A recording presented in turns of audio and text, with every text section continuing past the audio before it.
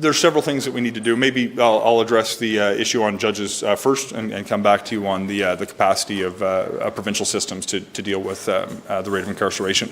On judges, thankfully, we've made significant strides. Today, there's approximately 24 vacancies nationally, which historically is a healthy number.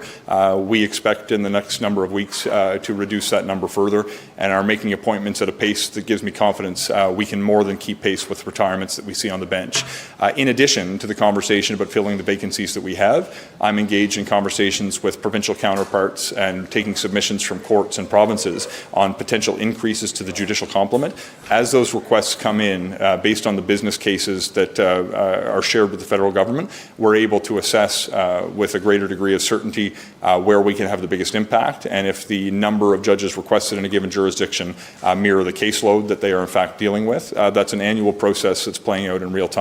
And as we have information that we receive from different jurisdictions, we'll potentially be able to look at increases, but not before we rigorously assess the business case.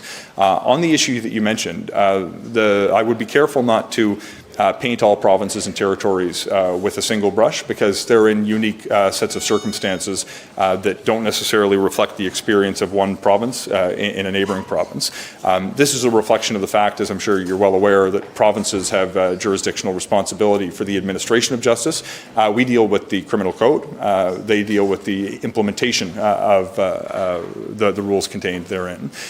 There are some things we can do that will help diminish the volume in the courts, which will help the processing in the court system with procedural changes to the rules that are in place. But when it comes to incarceration, that is a decision that provincial governments are going to have to make. But keep in mind, the goal with these strengthened reforms in the short term certainly is to address very real challenges when it comes to public safety, the rate of crime that we've seen that we hope to take down, and are seeing some positive trends in that direction, by the way.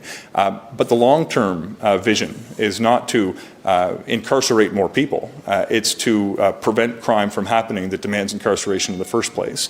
By ensuring that we focus not only on the short-term measures around bail and sentencing, but building healthier people and communities by investing in affordable and supportive housing, by investing in mental health and addictions, by investing in diversion programs targeting at-risk youth in particular, and at risk of stretching things a little further, building the kind of infrastructure that creates healthier communities. We believe that we can reduce the rate of crime in the long term. In the short term, we still have to deal with certain challenges. Where there are provinces who are asking for these changes, by the way, who have provincial systems that are already at capacity, those provinces may be required to take decisions to increase the capacity. I will leave it to provincial governments because the answer in Ontario may be different than Nova Scotia, may be different than Yukon. But the very bodies that are demanding these changes are often the ones who have responsibility for the management of the system on the back end.